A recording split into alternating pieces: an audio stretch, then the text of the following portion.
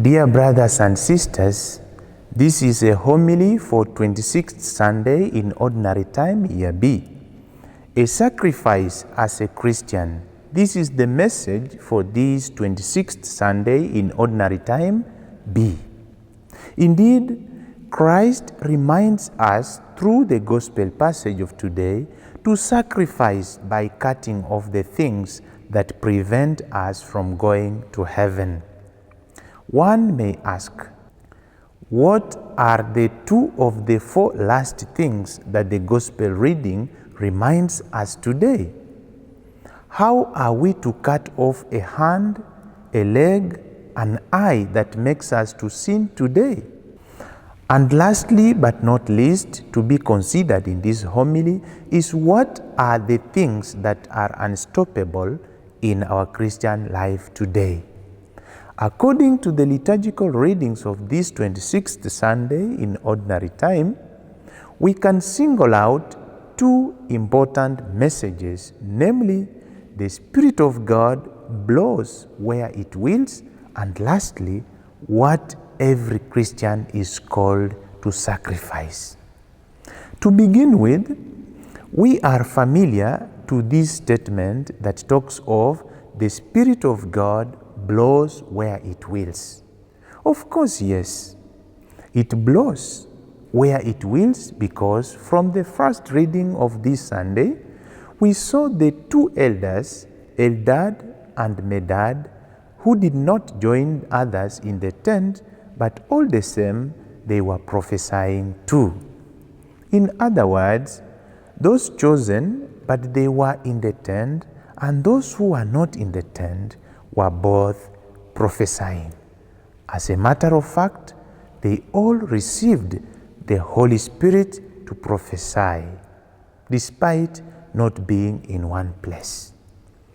Even though this event is not welcomed by many, such as Joshua, who tells Moses to stop them, it actually attests to the fact that no human person can control the Spirit of God, because it blows where, how, and when it wills. This aspect of gauging the Spirit is also picked up by the disciples of Jesus in the Gospel passage today, more particularly by John, who sees another man casting out demons, but he was not among the 12 disciples. Indeed, he reports to Jesus, who shows tolerance, acceptance, and understanding, because the one who casts out demons is doing a good work, hence in favor of Christ's mission. Logically speaking, among the things that are unstoppable in our Christian life is the control of the Spirit of God. It blows where it wills. Today, do we behave like Joshua and John, who wants to control the Spirit of God? If yes, Christ reminds us today that whoever does the good is for God, regardless of his or her religion, race, and even human structure. On the other hand, what every Christian is called to sacrifice is to eliminate or cut a hand, a leg, or an eye that causes him or her to sin. Why? So as to earn heaven afterwards. In simple terms, in this Gospel passage, Christ reminds us the two of the four last things to a human person, that is heaven and hell. According to Jewish traditions, a valley existed at Jerusalem which acted as a compost pit that was ever burning with fire, full of smelling things, and ever-present walking worms. This notion was applied to how hell looks like as opposed to heaven. In other words, hell is the compost pit in the kingdom of God. What can one do in order to earn heaven and avoid evil? Christ proposes to us to cut off parts of our body that make us to sin. What is the symbolism to cut off the hand, the leg, or the eye? First and foremost, history of the church teaches us that there was a church father called Origen who, upon hearing these words and he wanted to live a more celibate life, he castrated himself as a way of applying what the text says. However, the truth of the matter is that at no given time in history has the Mother Church advocated the physical mutilation of the human body in relation to this gospel passage.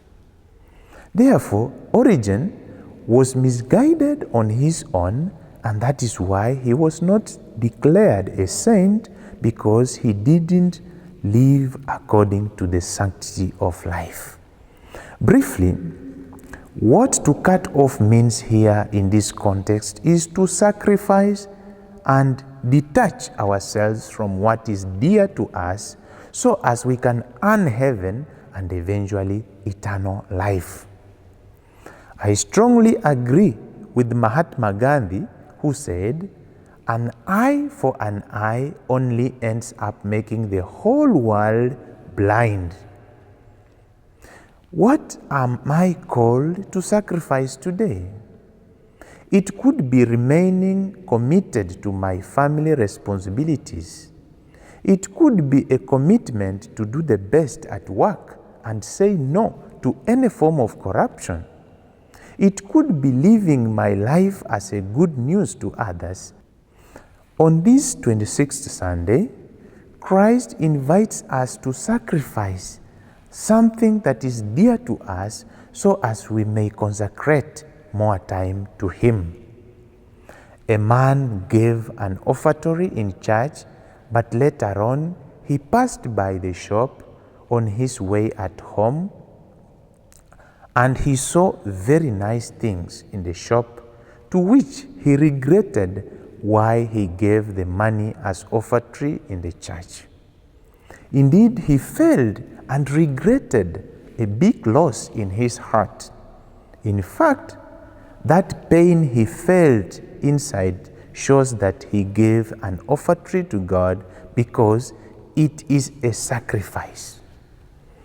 To conclude, on this 26th Sunday in Ordinary Time B, we are invited as Christians to accept that the Spirit of God blows where it wills and to offer our lives as a living sacrifice so that at the end of time we may enter into heaven. Amen. Have a blessed Sunday.